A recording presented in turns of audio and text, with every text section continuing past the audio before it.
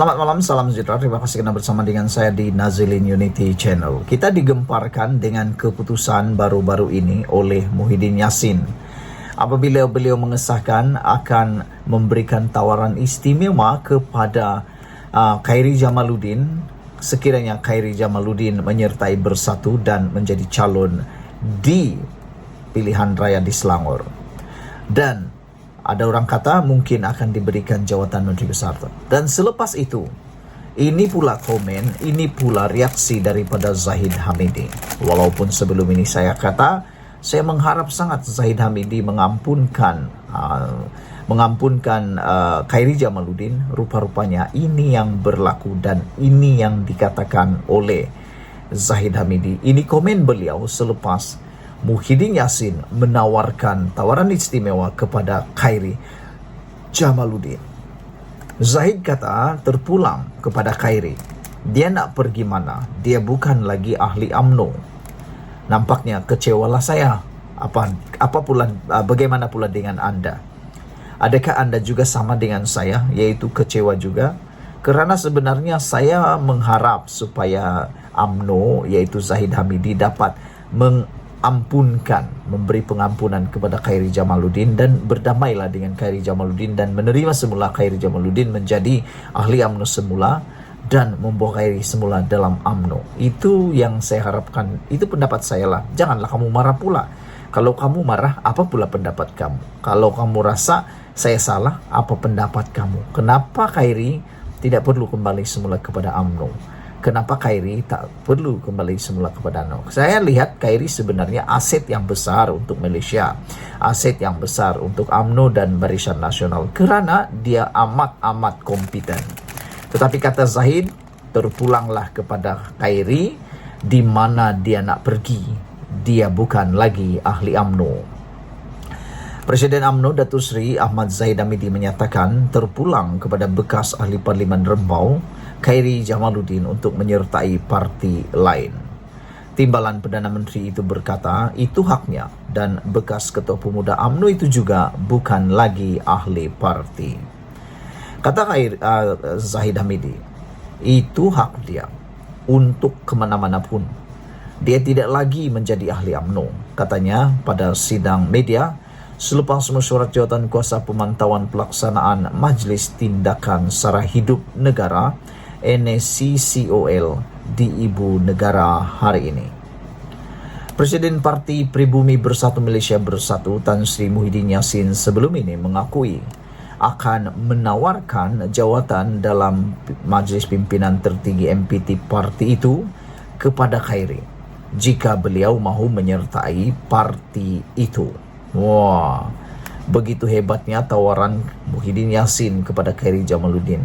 Nampaknya Muhyiddin Yassin dapat menghidu kelebihan yang boleh diperoleh daripada pengaruh Khairi Jamaluddin. Mungkin saja tidak keterlaluan untuk kita katakan Muhyiddin Yassin sebenarnya mahu menggunakan pengaruh Khairi Jamaluddin untuk digunakan dalam PRN di Selangor akan datang ini.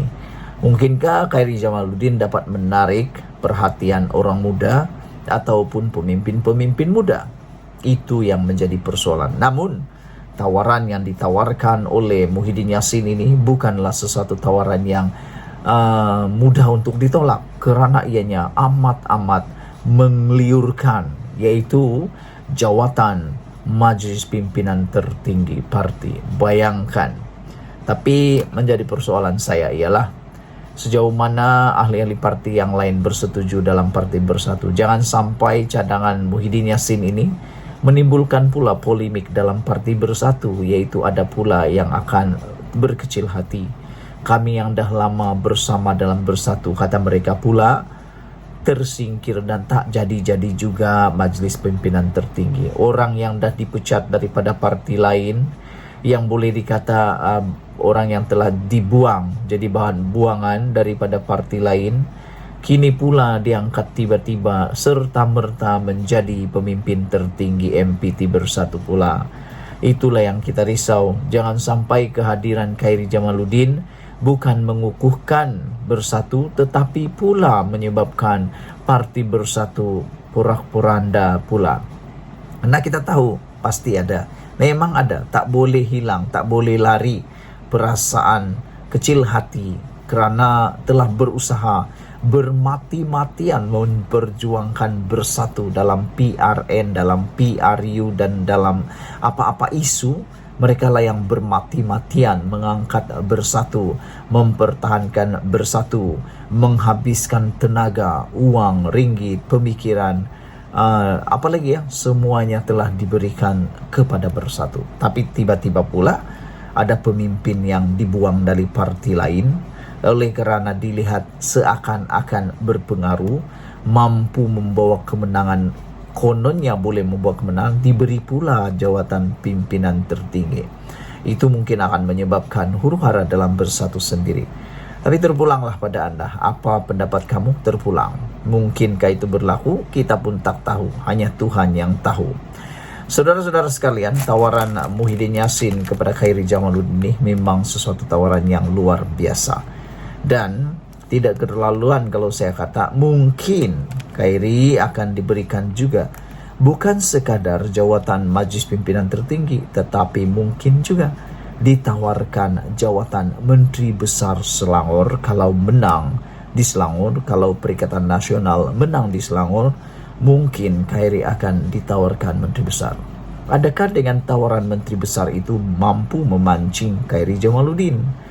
Tapi pada pendapat saya, Khairi yang sudah pun mengunci mulut, tak mengeluarkan apa-apa kenyataan, menimbulkan tanda tanya kepada saya. Adakah Khairi sebenarnya sedang cuba bertahan, menunjukkan kepada kepimpinan UMNO bahawa beliau tetap setia bersama UMNO, dan adakah itu adalah petunjuk bahawa beliau nak memohon pengampunan daripada UMNO? Saudara-saudara, Muhyiddin yang juga pengerusi Perikatan Nasional PN mendedahkan tawaran berkenan dikemukakan kepada Khairi selepas bekas Menteri Kesihatan berkenan dipecat daripada UMNO pada bulan Januari lalu.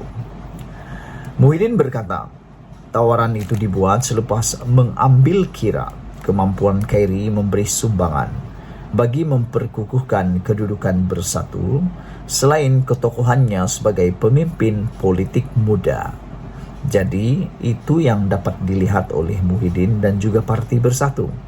Persoalannya ialah kita tunggu apa jawaban Khairi Jamaluddin sebenar-benarnya. Adakah beliau sudah sanggup meninggalkan Parti Keramat UMNO yang mengangkat nama beliau, ataukah beliau akan tetap setia bersama UMNO dan memohon pengampunan daripada UMNO?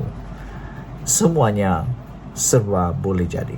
Sekian dulu untuk kali ini. Jangan lupa tinggalkan komen anda. Malaysia kita punya, kita jaga sama-sama. Cintai Malaysiaku. Bye-bye.